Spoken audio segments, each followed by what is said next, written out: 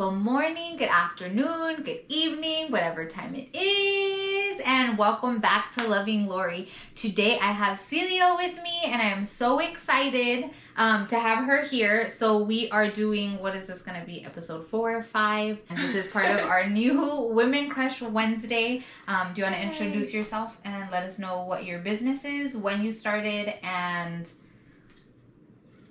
when you started? Okay, I'm like, hold on, she's giving me a list. Okay, my name is Celia Flor. My business is on Instagram called Celia Flor Couture. This version of me, I started last year during the pandemic. I feel like a lot of people did that. Yeah, so my last episode that just posted, you guys will see this video later, but the episode that just posted with Janice, she started during COVID also, because she's like, I didn't have a lot to do, so I started crafting, and she makes ceramic earrings. But it's, I did see that. I can't wait to watch them. Her earrings are really pretty too. Or did you make the earrings? I did make these ones. They're very pretty, and they have the evil eye, guys. So all the bad people can stay away. All your bad vibes. We don't need that. Stay over there. Okay, you said you initially started through COVID. What is your business, and what was it about COVID that made you start this? So I've been crafting forever, and one of the people you interviewed, Maria, will attest to that, because she's actually one of the people who started me off on a few of my adventures. And when I say started me off is, hey, do you face paint? I need a face painter for my party. And I'm like, oh, well, I don't, but I can. So I did that, and then that ended up being a thing for years. I started doing it for other people's parties, for vendor events, for just volunteer work. I would just face paint. And then also with crocheting, I think she started me off on one of those things. She's like, can you make this? And I was like, I'll try. And she's not the only one that would ask you. who initially started me off on things, but I guess like just as a person, I'm always very creative, and I've always been like that since I was a kid. It was either drawing, painting, music, singing, and whatever I could pick up and just start right away, it just became a thing. So right now, as Celia Flor Couture, I have crochet items. I do a lot of resin pieces, and I wanted to get into sewing, but that requires a whole machine, and I am not patient with those things. We also sell gems, because I'm very into crystals. I mean, I'm into them, but I don't know like the whole meaning of every single one. Like if I need something, I'm like, okay, well, let me see what I can find. But I just think they're beautiful, period. So that's why, I incorporated them in some of my things that I make. Is that citrine? Yeah. And I love it. I know crystals. But yeah, the whole jewelry making thing is new to me this year. But I guess like what initially started me doing this during COVID was when I went to Streets of Vintage. I don't know if you know what that is. I have not. So Streets of Vintage is a thrift store. Really. Is it like a flea market type of thing that you like go through, or is it just a store by itself? It's a storefront. Okay. And then the owner of the business started, I guess, because COVID was happening and people were coming up with little businesses and trying to, make money from home. He started doing a bunch of flea market type things, probably once a month at least, in his parking lot area, and opening it to people. And I attended one of them, and I had not started my business yet. But I went to one, and just the vibe, the feeling of the whole place, and I was like, oh, I love this. I want to start up doing something like this. And so I started doing resin. I had already crocheted. I started doing resin, and I thought, I can do this. So I signed up for the next one. And my very first event at that location was just amazing.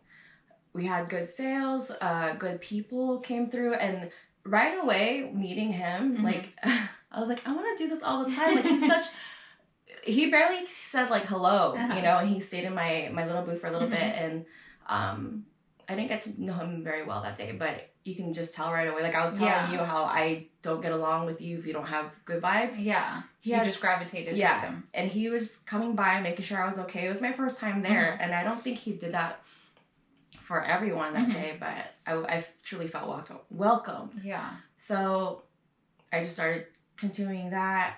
So I've been at his market for a year now, and slowly like opened up into other smaller markets that are coming up.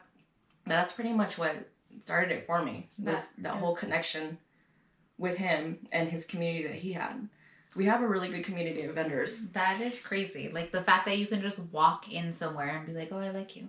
Hey, you have this? Okay, well let me be a part of this. So it was a really good feeling, honestly. I think the first what really got me was someone was coming by from the alleyway, and he ran from out of nowhere. He's like, "Excuse me, sir, can I help you?" I was like, "Oh no, he's fine. I know him." He's like, "Oh, okay, just kidding. I just wanted to make sure my vendors were okay." And like, he like ran from I don't know where. So like you can tell that he actually cares about the people that he is helping. Yeah, like establish their businesses. To me, I mean, I know for me, I can't speak for everybody else, but we have a good relationship, and I felt that vibe right away. So I felt safe in my space where I can do this. You know how when you're doing your stuff, whatever it is, and you don't feel good there, it's never been like that for me. Okay. That's even if it's a bad sales day, I had a good time. Yeah. You know? Which is the most important thing. I think that's like a lot of things that, or a lot of times people get lost in their businesses and they're like, I want to make money, money, money. But you have to go back to like why you started. Like you started it off of basically this feeling that you had with this person and this connection. Yeah. And you're going to these places and usually making connections with other people. So I think that's like amazing that you even say that, because sometimes we lose sight of the relationships that you're making with other people, and you want to make sure that, hey, you know what, I didn't have such a great sales day. You're not always going to have a great sales day, but if you establish relationships, that's when people are like, you know what, I really like you. Maybe I know I do this a lot, and I'll be like, okay, where can I never take the cards because it's not eco-friendly, but I will go get there. Yeah, I'll take a picture or I'll follow them right away. Yeah, exactly. And I'll go on there and I'll be like, oh, when your stuff comes up, like, oh, okay, I wanted to order those, so I'm going to bookmark it on my Instagram or whatever. Because sometimes people don't have the funds, and that's just the truth, that they might not have the funds and they want to purchase, but they just can't, but they came to just have a good time. And when you establish those relationships, that's when at least people like me that like to talk a lot are like, and I know friends that are looking for something, I'll be like, oh my God, Celia has something. Hold on, let me find it because it was here and I saw it, or I saw it at the shop. Let me DM her to find out whatever it is. And then you are able to like maybe... Do you still have this? Yeah. And like tell somebody else about it, right? Because that's the most important part, is networking. And that is what's going to get you more clients too. That definitely is. I can say that a lot of, you know, when we see the vendors there, a lot of them are like family, and I call them my vendor family. We all know each other by first name, or hey, how are your sales today? Are you doing good? Or like even they'll come up to me. I like to do things by myself. I never ask for help. I can pitch a tent like on my own. But people will run and they'll help me like, oh, let me. I'm like, no, it's okay. But then all of a sudden, I can't even finish a sentence and it's already up. No, it's all, oh, thank you. That's literally what happens. So we all work together. You know, we all know each other's items, and then we'll see it. We all follow each other, and you can see like I'm wearing someone else's shirt that I got from one of the events. This is Moonlight Boutique. And I told her I like this shirt, so now I'm going to have to go look at it. I love this color. And you said that too when I came in. So I was like, yes, I got it. Moonlight Boutique. I'm going to go look at that now. But, you know, I feel like we're all just good vibes. And we're all just doing the same thing. Yeah. Whatever the reason for it, we're all doing the same thing. We're all there for each other. We're all there for ourselves, but for each other, you know. What you talking about that, which is funny because I have it right here on my desk. It is reminding me of this oracle card that I have. That is, oneness is my true nature. Because at the end of the day, you guys are all selling your own things, but at the end of the day, it's a team. It's, at least I've said this before on my posts, on everything. At the end of the day, we are all connected in one way, shape, or form. So having mutual respect, being able to help people, things work so much better when you're working in a community. And like you said, you call it like your vendor family. And that is so amazing that you're able to have like a family within another little pocket of your life. Yeah. And it's so like, I don't know, it makes you feel warm. This family that we have now, I feel like it's especially strong since we came out. A lot of it came out of the pandemic and for survival. And it was just really cool. There's no way I can have a market with just one person, which is myself. Yeah. We all had to be there. We were all doing the same thing. We might as well do it together. But that's been really fun. That's really nice. I wish everybody could meet everybody. Go to, what is it called? The Vintage? Streets of Vintage. Streets of Vintage. If you follow them on Instagram, there's Streets of Vintage, the store. There's the Streets of Vintage flea market. Well, I'll tag all that on the video with her stuff, obviously. But because you can find her there, I will also tag that too. Okay, so when you began this journey, and I know it was through COVID, did you talk to anybody about it? And was there anybody in your life that maybe didn't believe in you, that wasn't supportive through your journey? I wouldn't say I had an experience like that in this particular moment, but I know, I'm just going to go back to my art, like as in general, someone had said that you're never going to make any money doing art, or you're never going to become a singer or a performer, get a job that will help you pay. I mean, and it wasn't bad advice, but also it was kind of like, That's not a nice thing to say to somebody though. And that's not true, because you think about it, earrings, everything that is made by somebody, that is art. It is a form of art, because you're expressing yourself with whatever it is that you're making in different ways, or you're putting pieces of you into everything, because that's exactly how I feel. Like every single, I'm laughing because people have laughed at me when I do this. Every time I make a sale, if it's my little dolls, I tell them to behave when they go to the new homes. Or when I'm putting like a piece in the bag, I'm like, all right, you do good. Like, bring good vibes. Like, don't bring any bad energy into this home. Like, and I always whisper something inside the bag, and someone's like, are you talking to your merch? Yeah, I'm sorry. I'm just telling you to behave. I just want it to be really nice. I want it to be good for you when you take it home. I don't want it to misbehave. Like, oh, that's cute. Yeah, I think that's cute. I would like that. I'd be like, yes, tell it, because I don't want any bad vibes in my house. I sage everything before it comes home anyway, but still. How did you deal with that? How did you process that? Because that's not an easy thing, especially if you were younger. That's not an easy thing to be told. So, like, we were talking about psychology earlier, and it did, I think, take a toll on me, like, psychologically, but just within myself, like, if I was drawing and someone complimented me on whatever, like, if I was drawing on an arm, like, oh, that looks really good, I'd erase it right away. It was something that I didn't notice that I did until later. I don't know. It's hard to explain. Like you were putting yourself down because of the voice that they gave you, that they put in your head. Someone told me it was gonna be that you weren't gonna make any money off of it. Someone told me that it's a waste of your time. Art, music is a waste of your time. Do something more practical. And so in my head, I was ashamed of it. Yeah. But if that's the type of person you are, if you're an artistic person, it's just going to come out of you regardless. And so, like I said, like throughout my life, I've been doing that. Different forms of art. I would secretly enter art contests, I joined choir so that I could perform. It was just little things like that I would do, but it would never be something that I would volunteer for. Okay. Or like have anybody be like, oh, look at me, this is what I do. So I call myself a reluctant performer or an artist. That makes sense. I don't even know what the question was. It was how do you deal with that? And I think everything that you're saying, it reminds me of, I'm always having conversations with everybody, but there was a certain conversation that I had with somebody, even about myself, which while you're saying that, all I can think of is I just started doing this affirmation yesterday. And when you said that you'll like erase whatever it is, the affirmation that I have been doing is I am enough.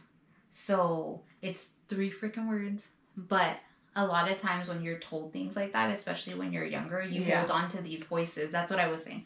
I actually think I had the conversation with Leilani.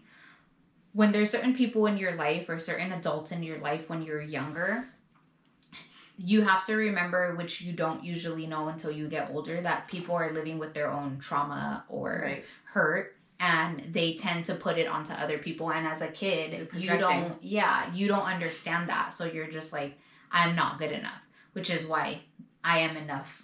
Like, that's what I thought of, because it's like, okay, well, that's an affirmation that even as adults we can use, because sometimes there's certain things that stick to us and that make us feel like we're not good enough, or we can't do something, or, you know, I'm never going to amount to this because this person said. And it's not necessarily that. I think there's, again, this person that's hurt, and you have to then take that voice out of your head, because that voice was never your voice. That voice was somebody else's. And you get accustomed to that. Yeah. The projection gets lost in translation because everyone perceives something differently. And even if I said that's a dog, like, you probably heard something else, you know, and they're like, the cat's a dog. But I feel like it's something that we don't learn as humans. We're just, you know, going through life, and, you know, adults and children, like, this is kind of like the reason why I became a preschool teacher, was so that I can better understand myself as a child, and then just be more forgiving. You know what I mean? To yourself? To myself. Oh. That's one of the reasons why I became a preschool teacher. And that was like prior information that they don't know. But I was a preschool teacher, and the communication with yourself as an inner child is very important for you to move on and start doing things that and become the person that you need to be. So I guess for me, it was for my own personal growth initially. And I'm indebted to all those children who have let me be, like, I also taught art to them, and I taught them how to express themselves through art, music also. It was just, I feel like it's always just been ingrained in me. So right now I'm doing it for myself now, where I'm doing it as a small business. And I even see a few of them, you know, at my events. They'll come and they're like, oh, so I love that when I see them at my events now, because they only see me as a teacher in the classroom. And I've known some of them since they were 3, and now they're like 13. But they see my growth also, and it's a positive thing for them. So in a way, this whole thing, that all these things that I do is also to be accountable to myself for what I've shown them. You know what I mean? Like, you guys need to grow. You need to you know, forgive yourself and just do what you want to do. And if you really like it, you know, continue it. And so now, like, a few of them have seen me there, and they're like, oh, it's Miss Celia. I'm like, hey guys, and it's just a different feeling when you see them and they're like, oh, she's doing this now. It's so cool. Which is nice, because if there is like a kid that maybe you taught for a certain time, and then they were able, like, who knows, maybe they were really artistic, and then someone told them the same thing, and then they get to go out and be like, well, here's Miss Celia, and she's doing it, so I can make money off this, she's or still whatever, doing it. You know? You lied to me, you know, and maybe you're that voice, but you're the positive voice in their heads, right? Yeah. So I think that's a very cool, like, full circle type of thing, because you're helping yourself, but you're also healing the world in a way. I think we're all connected in that way. Like, the small things that you do, me opening my business, I feel like is affecting everyone. You know, it's good to have support, and that is an amazing part of, you know, building your own little community with the business that you're growing. Because most people that are doing their own businesses, and I think everybody that I have interviewed thus far has been like a solo person. It's not like these huge companies. They're small female ran businesses. But even to do something small, it takes a team, and you need help from other people. And I don't think people realize that it's this one person, but there is family members, best friends that are rooting for them and helping them behind the scenes. Yeah. Whoever's watching this, because if you're supporting her, you better watch this episode. No, definitely. I do have, like, that experience I told you about in the beginning, the whole, you're not going to make any money off of it. You're not, it's not going to do anything. That was pretty much the only time I ever felt like that. Every point from there on, I've had everyone support me. Okay. Everyone who has seen my art, my work, they're all like, I love what you're doing. And even if I don't love it, like someone else does, it's just I've been really blessed to have a big family. And like I said, it's not just my vendor family, my artist community. It's everyone who ever encountered, they've been really supportive of me. And that is what really moved me to keep, doing what I do. Yeah, that's good. That's amazing. And I think everybody needs that. And it's great to find your community within that. And I feel like that, like artists, musicians, painters, whatever, any type of art form, like I think that's the part that makes it so amazing, because when you find that community, like you're finding love of something for something in a way that other people don't see it or understand it. So just that brings this, like you're saying, like you go off people's vibes, and you're gonna feel that within that community in the way that you feel it. And maybe not exactly the way you feel it, but more or less they're going to be like, oh my God, I'm passionate about that too. Yeah, we all have passion for what we're doing, and we appreciate what each other does. Okay, so next question is kind of like the last one, but more geared towards you. Have you had hard days within your artistic journey specifically with your business, but you can bring it back to other days, where it was hard for you to believe in yourself? And through those struggles, how did you push through that and continue doing what it is you're doing to get you to this point now? I guess it would be a lot related to what we just talked about. I feel like the only person who is in my way is myself.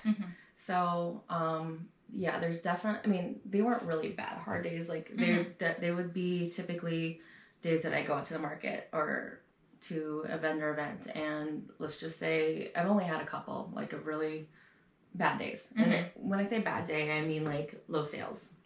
But for me, I have to remember, hey, I talked to this person today. Yeah. That was a really good communication. That was a good topic that we talked about. Or I got to spend more time with this particular person who I never get to talk to. So it's kind of like, taking an opportunity where you see it. What did we used to call it? We used to call it teaching opportunities, a teachable moment. So I guess in this case, it would be a learnable moment. I had a lot of free time that day. I went out and tried to see who my neighbors were. Hey, what do you do? Make connections. If there's ever a bad day where I feel like, it's coming from within, like I'm just not having a good day, and then I bring it to a market. First of all, I don't like to do that. I don't like to put that in my work, because I feel like that bad energy goes into your earrings that you're whispering to be It'll go into like whatever creation I'm making, and it'll get put out into the world.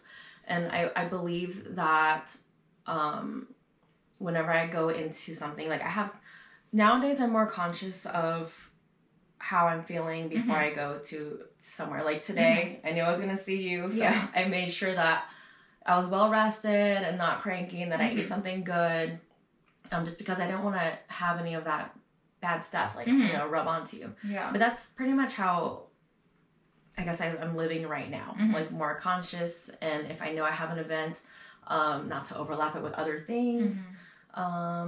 It's more like of a healing thing. It's more of a conscious effort on your part to understand, which is great, because I feel like a lot of people don't know how to do that, where I know me before, like I'd be like, okay, I have to do this. I feel like shit and I don't want to cancel on this person, so I'm gonna go do it anyway. But then, like you said, I show up cranky, I show up upset, and what that's not really adding anything but taking away from maybe that person's experience. And I totally get that, because that's something I need to work on. Because I know for sure, like the first hour of a vendor day, don't talk to me. You know what I mean? I'm putting things up, I'm trying to figure out how to best present my things, and I feel bad. This is where I'm like, I'm sorry, I'm sorry to my team, but they'll ask me questions. I'm like, I don't know. I'm trying to figure this out. I'm trying to figure this part out right now. I don't know. And like, they'll walk away. And I'm like, oh man, I gotta buy them lunch or something later on. Like, I'm so sorry. I didn't mean to do that. Like, it wasn't like I didn't scream in their face, but I'm just like, I just feel bad. I'm just like, I don't know. Just put it somewhere. Yeah. You know? And that is probably like the only part that I know is always going to happen. Like, I always get that anxiety and just like that feeling before I'm doing something. But everything else around it, I try to be more conscious of how I am. So that's really helped me a lot to not have those bad days. Yeah. Yeah. Well, it's good. Being conscious of what you're doing and how you present to other people is also good, because just like she said, like, I'll meet certain people and I just don't feel a certain way. Like, you're giving off those vibes, and if someone catches you on a bad day because you decided to go out on your bad day, that's what they're gonna. Yeah, that's their experience. I don't like her. She's mean. I had this one boss. I love her, Jen. I don't know if you watch my videos, but I freaking love you. And I feel like I tell her every like 3 years, I'll DM her on Instagram, like, Jen, you changed my life. What are you going through? Yeah. Yeah. She's probably thinking that. But one of the things that she taught me, I was the youngest manager and I worked at the Coach outlet in LA, which if you guys have been to the Citadel outlets, don't go there. The employees are tired of you people. But it was always busy and I'd get so stressed out, and I saw things all the time in black or white. And I remember we were having this moment where, I guess a teachable moment, as you're saying, and she sat me down and she's like, she told me, you're like, basically telling me like, your perception is your reality. So if you did something to one of your employees, and I was a manager at the time and I had a whole group of cash wrap, and the girls, I still talk to some of them. Thankfully, they still talk to me, because I would have hated me if I was my manager. Because I was like, no, this has to be done this way. No, I want it done this way. It has to be done at this time. And very strict, because that's just, I'm type A personality type of thing. And I'm expecting that of other people. But she had told me, like, their perception of you is their reality. You can't change that. So it goes back to, like, when you're going out on a bad day, maybe that's not the type of person you are, but this person now believes that that is who you are, because that's how you decided to show up that day. Yeah. But, acknowledging it is the first step to, growing out of that. Yeah. And it's such an important part. A lot of people can't even acknowledge when they're being buttholes or not having a good day, or and you would think they would be able to, because sometimes people are like 50 years old and still don't acknowledge it. So it's like, it's great when you know that that's something that you are, maybe you're used to struggle with, and now you're like, okay, I want to be conscious of it so I don't show up in this way. Yeah. In these, and I love it that you do it with your craft, because it's like the fact that you know that whatever you're making carries some type of energy. I just laugh because I swear that person who saw me do they give me this funny look, like, what are you doing? Yeah. And I was like, I am so sorry. I don't mean, I'm not putting a spell on it. I don't do that. I just, just wanted to make it's my thing. Yeah. It's my little, I call out all the things that I produce, create. Yeah. They're all my babies. Yeah, because they are. You're literally putting it's a little pieces piece of you. Me. Yeah. And here, you're taking part of my heart. Yeah, pretty much. Yeah, because that's what it is. Literally is what it is. Okay, so what is the motivating force behind everything that you do? What is your why? What is the reason you continue to show up and do this? I don't want to get too morbid. Hey, everybody has their story. I feel like, and I'm realizing this now, because I've been saying, I do a lot of things. I think I never wanted to be alone in my brain. So I would create something. Right now it's creating things. Before that, and all my friends will tell you that I do too much. I'm overbooking myself. I would do a lot of gigs with my band, and I had 2 different bands at the time. So it was at least 1 or 2 gigs a week. But I feel like what motivated me to keep doing that was to just not be in my head.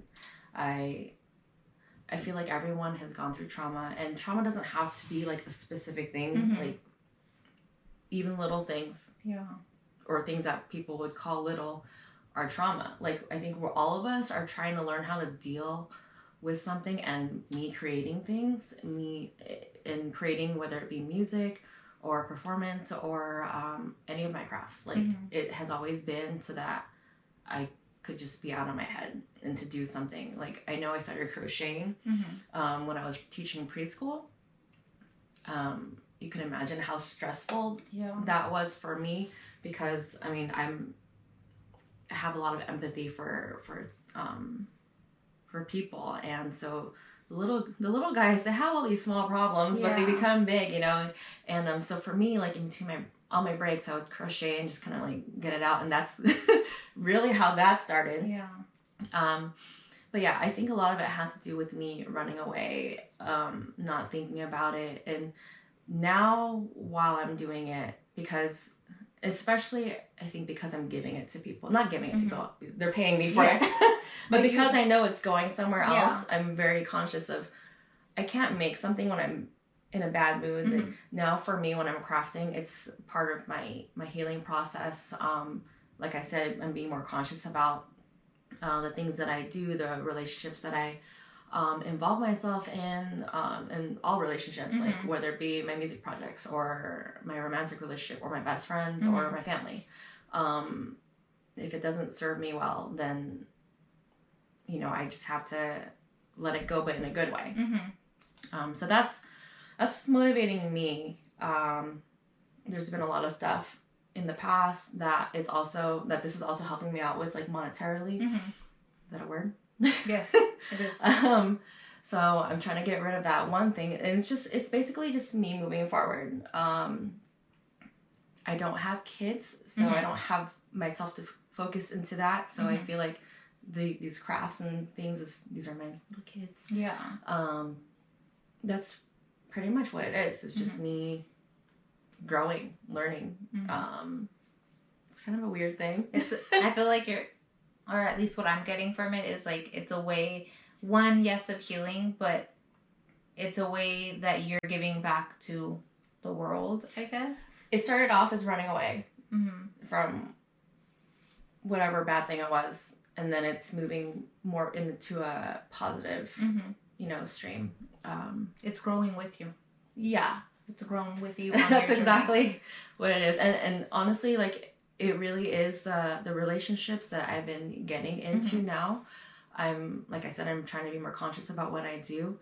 I've been put in a situation now where I have a lot of positive feedback. I have a lot of support from everyone. Right. All these people don't know how much they're helping me when they ask me to go out and help them. One of them was a self-expression performance, and I cried because, okay, I do not dance for anything. Like, don't ask me to dance. But this group, it's that dance studio I was telling you about. Like, oh, would you like to be part of this? I was like, and for me, I was just like, okay.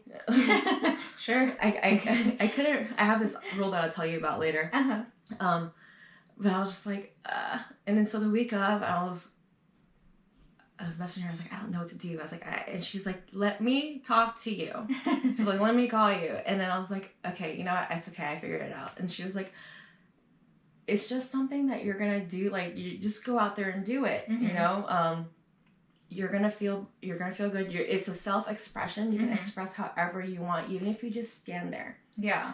I was like, okay. I don't want to just stand there. But she said, like, even like when she did say that, I was like, okay, I feel a lot better. I know I'm not just gonna stand there, but I can't dance. So I was just like, okay, whatever I figured out in my head, I'll have to like send you the video. Yeah. But I honestly cried about it so much because it was something so like deep within me that helped me like through these issues that I had been going through like from 10 years ago. And basically I performed, I'm not gonna say I danced, to one of my songs, my original songs that I made. Which is also emotional. Because you wrote it. Yeah, and the content of the song also was pretty emotional for me. And on top of that, it was one of my other music friends had kind of produced the song for me, and when I got it back, I was bawling because I didn't know it could sound like that. It sounded like something that, because musically I can't do certain things. Yeah. I play guitar and I sing, but what this guy did for my song, I really was just like, that's in my head. Yeah. And he took it out of there and he put it on, he created it. So I did so when they had asked me, back to the dance group, when they had asked me to perform a self-expression, I was like, okay, so what, I had never been put in a situation like that where I had to think about me. Yeah. And what I was going through, and also the output of this is going to be a 50-second performance, and that's not something that I'm used to. I'm used to creating something, and there it is. Here, you do it. Yeah. This is, and here you can have it. This is yours. This little concrete piece is what I made, and this is something I had to do with my body, with my mind, with my heart, and it was. So I guess what I'm saying is that by them just asking me to do something creative and out of my box, it pushes you. It pushed me to be who I am, but in a different way. Mm-hmm. And I really was truly grateful for that moment. That was one of the things this year I was really proud of. Hold on. When I watched the video, I laughed because I'm just it's not spectacular. Yeah. But it's beautiful to me. But it is because you did it and you created it. I just couldn't believe that was me. Mm-hmm. And doing something that you're not used to doing or you don't like doing, which is so big. And you should be so proud of yourself for that. That's probably the theme of this whole year, me joining a group. I don't like groups of people. So doing that with the whole vendor family, now mm-hmm. I have a whole family. Yeah. Because I decided to walk into that family door. That whole little performance that I did, I call it little. But it was a big performance. I'm so those are things that I feel I'm just so grateful for, because if I didn't have this community, they're asking me to do things for them, but really they're doing things for me in return. And that's just one of the stories that I have. There's so many blessings like that I've had throughout my life. If you ever get to meet her, you should probably do one of these with her. Her name is Jessica. Mm-hmm. Jessica Kimball. Jessica Kimball, will you be on next? Thanks. You're gonna have it. Honestly, you really should reach out. But she's one of my constant from this whole journey of mine. And I don't know if she knows this, and I've told her a few times, but she has been a constant for me throughout my artistic, my personal mm-hmm. growth. And I barely see her. Mm-hmm. You know what I mean? But her spirit is just so strong. It's she was one of those people who always invited me to open mics, mm-hmm. and as in all my facets, as a face painter, as a singer, as a creator, mm-hmm. she's accepted all of those parts of me, and I'm just truly grateful for her, and not just her, the whole group of people. There's too many people to name. Yeah, but that's just somebody that came up. Yeah. But I think that's it's so beautiful. I think it is a very beautiful thing, and that you should see the beauty within all of that too. And you should be proud of yourself for doing all that, because I started my I guess my deep growth journey, I want to say 3.5 years ago, maybe 4 years ago. And when you push yourself to past limits that you set for yourself, it's so... See, you just want to start crying every time you talk about it, because it's just, that's how you feel. I literally was just thinking about this right now. and it's so crazy, but you push yourself and you realize how amazing and what potential you have within yourself, and that you're setting these limits down here because you're I don't want to hit these limits, but then you hit them, or you weren't allowed to. Yeah. And that too, because again, you have these voices in your head that you might have gotten in your head when you were younger. Yeah. Or by one person that you didn't even know that said something. And then just like you said, there's certain friends or people in your life that come in, and they could be I'm telling you, Jen, I reach out to her every 3 years. And she was in my life for a very short amount of time. But every time I do certain things, I hear her voice.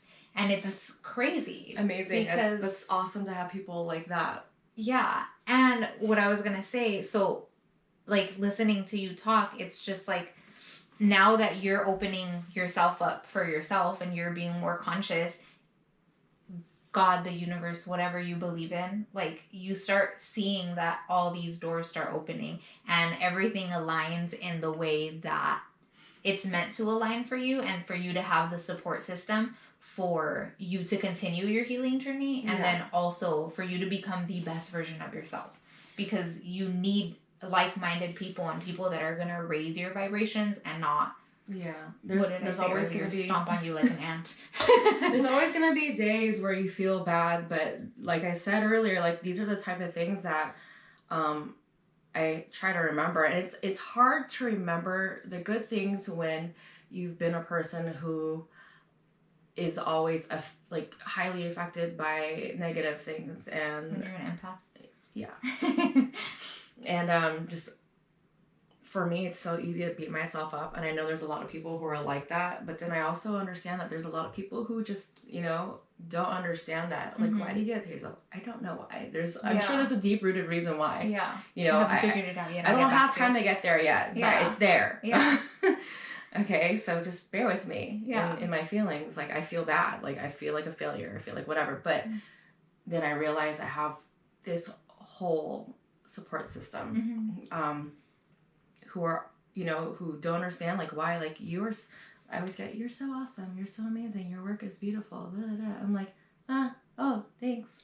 You know what I mean? And I'm like, now that's something that I've been practicing, where you need that affirmation. I say thank you. Yeah. You know, I say thank you and I mean it. Like, oh, thanks. Like, I have to think about the reason why they're saying that to me. It's because I've affected them in a positive way.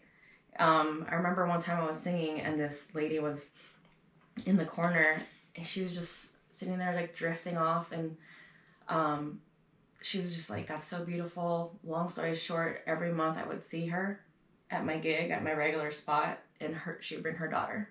So her daughter, since she was 4 months old, has been watching me sing every month, and she sees me now, she recognizes me, she sings also.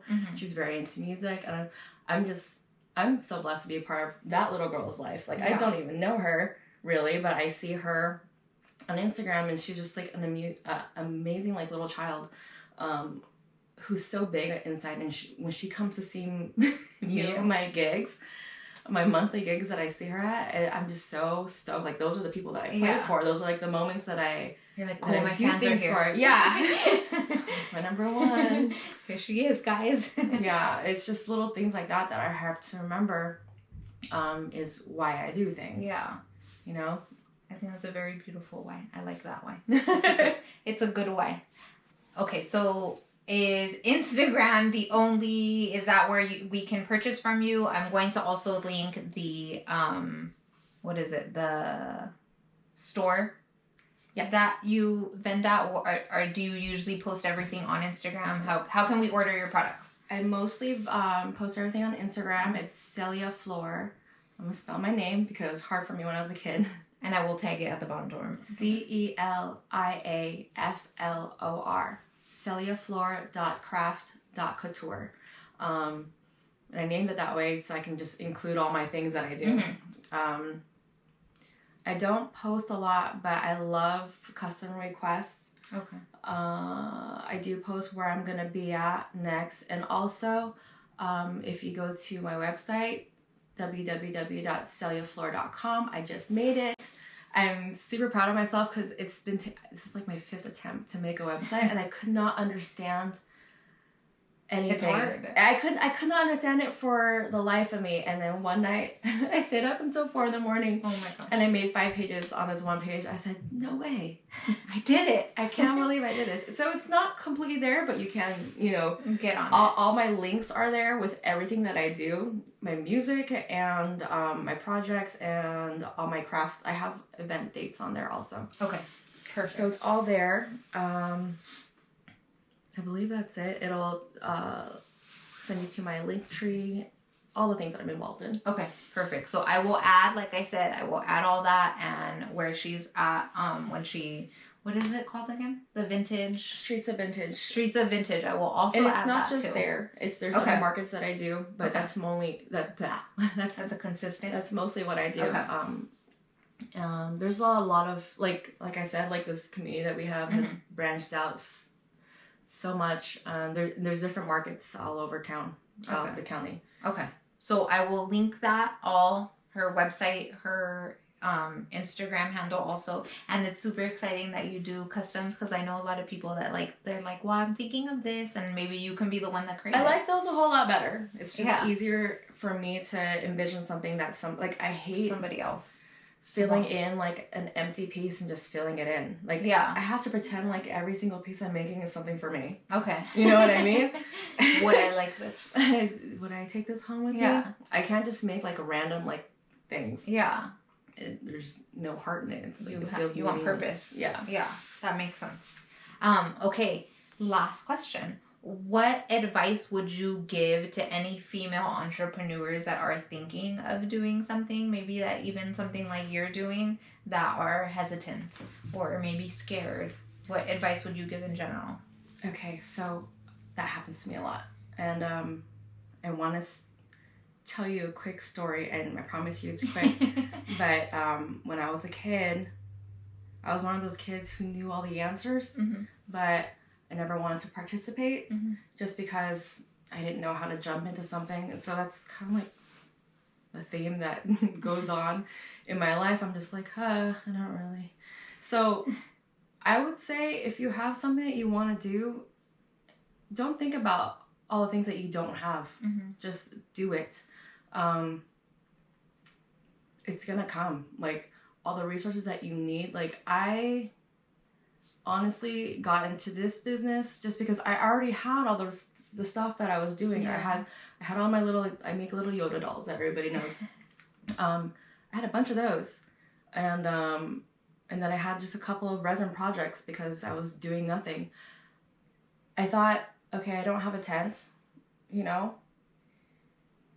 someone provided it for me. Sabrina did. Sabrina was like, here's a tent. I have an extra one. I was like, oh, okay. All of a sudden, I had all these things. I just said that I wanted to do it, and then people were just, on board. And even if you don't have people, just go to the places where you know that it happens. And that's what happened to me when I went to Streets of Vintage. Like, they had a community there, and they're all down to help out. Like, there's so many resources, and if you just want to do it, just go, just do it. Don't think about not doing it. Don't think about the things that you need, whether or not you have support, because it's gonna, if you want to do it, if you have the drive to do it, it's gonna come to you.